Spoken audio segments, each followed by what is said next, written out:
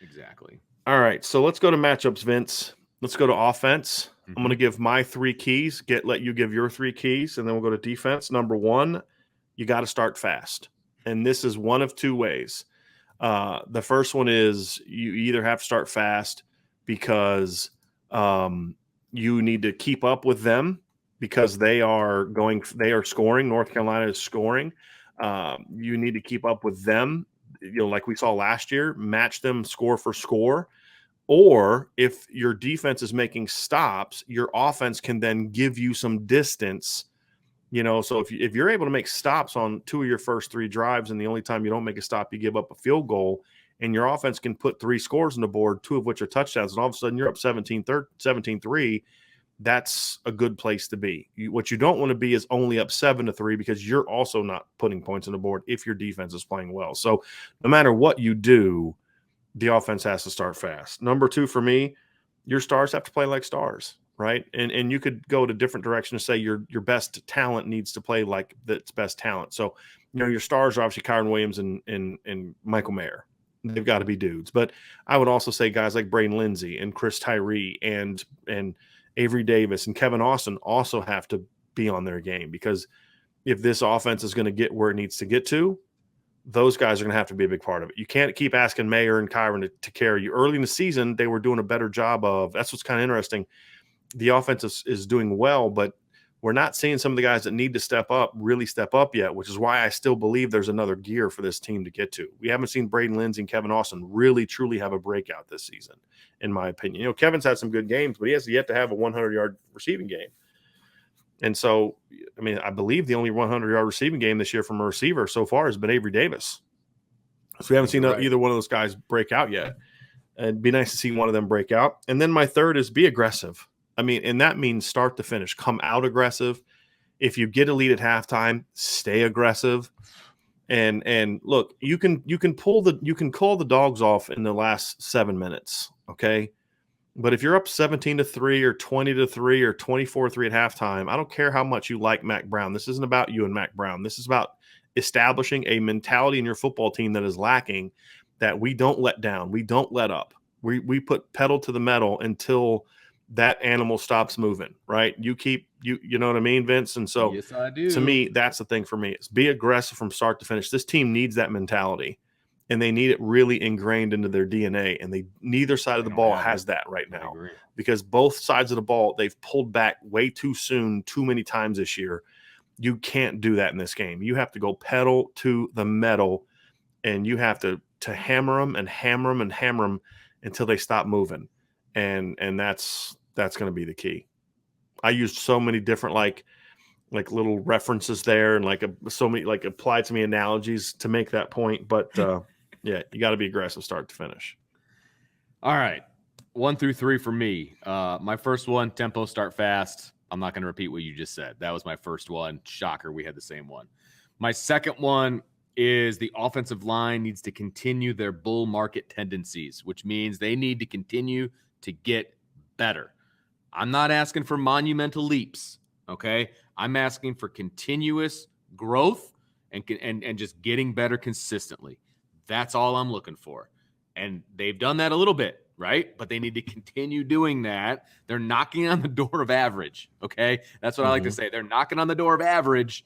They need to bust through it and get there, okay? So that's my second one. And the third one for me, and this kind of goes along with your stars being stars, but I love what I saw from Kyron Williams, obviously, in the last game. And I wrote down Kyron Williams in all facets, right?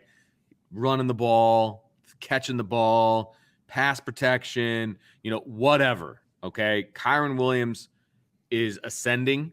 I think he's on a lot of people's radar right now. He just needs to continue being Kyron Williams, right? Because he has the kind of personality that people are going to follow. And if we want this offense to continue ascending, I think a lot of it has to do with if Kyron Williams keeps ascending. If he keeps ascending, they're going to follow him. And I really do feel that way. He's an emotional leader on this team. They're going to follow him, whatever analogy you want to use, right? But they're going to follow him, and he's going to continue getting better. And I love what he showed on Saturday. And I think he's just going to build on that. Yep. That's your three.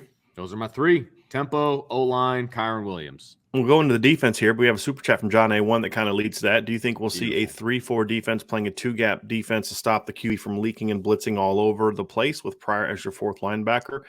I wouldn't mind a fourth linebacker being Isaiah Pryor. I could live with that if you use it correctly.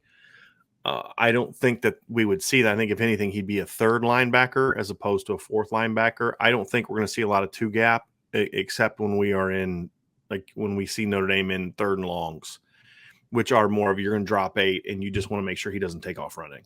I think that would be the only time. I don't think it's something I hope we don't see a lot on early downs. Yeah. Certainly would. Also got a super chat from Tyler Reese. Thanks for the explanation. You are quite welcome, and thank you for the super chat and for the question, because like a lot of times, we kind of forget that not everybody that is watching the show now was watching it 4 months ago. So yeah. Questions like that a lot give us the opportunity to kind of just once again explain things to people that maybe got on lately. Thanks for the explanation. In my opinion, then we need to go 21 personnel with a lot of Williams, Tyree, Mayer, Austin, and Davis. Don't disagree. Yeah, don't disagree at all. I would like to see that mixed in with 11 personnel are my favorite formations for Notre Dame. And then occasionally when you need to give Michael Mayer a breather, I would go 20 personnel and put a third receiver on the field. Yep. So I'm with you on that. So, Vince, let's go defense here real quick. Okay. My 3 keys for defense are simple. We're not going to talk a lot about these because we've talked about them so much in the past. Yeah, yep. These past 2 games, you got to control the line of scrimmage. Run game, which means dominate the run game, pressure Sam Howell, and consistently. You can't just Notre Dame could have 4 sacks of Sam Howell and not pressure him well, because that just means you pressure him on 4 plays. Right. If you only pressure him on 4 plays, you get like 3 third down sacks or something like that, or a first down sack, but then it's 1st and 17 and you don't pressure him the next 2 plays, guess what? They're getting a first down because he will find somebody open. Right. It's about the consistent pressure. I want to see him on. I want to see I want to see him on. I was getting ready to say I want to see his jersey turn green, but that wouldn't happen because they're not on grass anymore. Because they're on field turf. But I want to see him on the ground a lot. I want to see him getting hit. I want to see him on the ground a lot. They have to tackle in space. And again, we talked about this yesterday. That's such a huge key to this game. And the third is one that you mentioned earlier when we were talking about what we're going to learn about this team and some of the matchups. Contain has to be good in this game. When you have a chance to get a loss, you need a loss. When you have a chance to, tackle a guy for a 3-yard gain, you have to tackle him for a 3-yard gain. So tackling and contain kind of go hand in hand in a lot of ways, but I wanted to make them separate because you can tackle well and still lose contain. If you're not gap correct, if you're not disciplined within your schemes and those type of things, they have to not let – North Carolina has to earn everything that they get. They're going to get the yards even then. You're not going to hold them to 250 yards, right? And if they do, the defensive coaching staff deserves a huge raise, okay? You're not going to hold them 250 yards, but you can still keep their points down by making them earn everything they get, because they will make mistakes. You will be able to force turnovers. You will be able to come up with stops if you make them earn it, and that's the key for me. Well, mine are.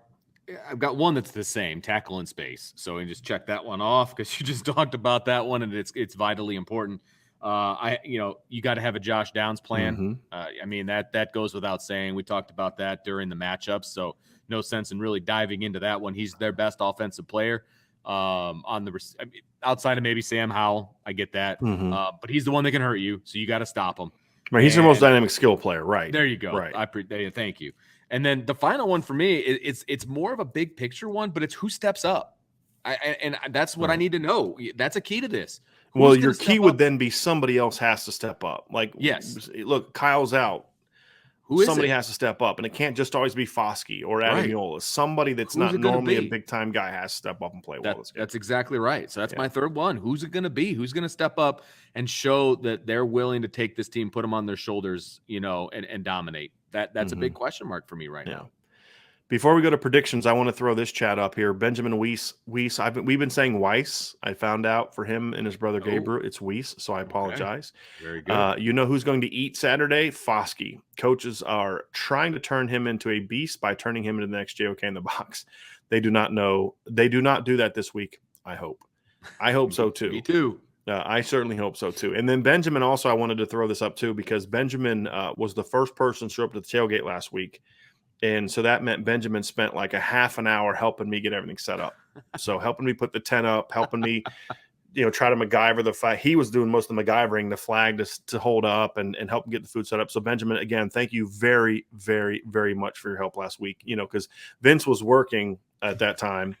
So he couldn't help out. And I really appreciate you helping out with that quite a bit. So Vince.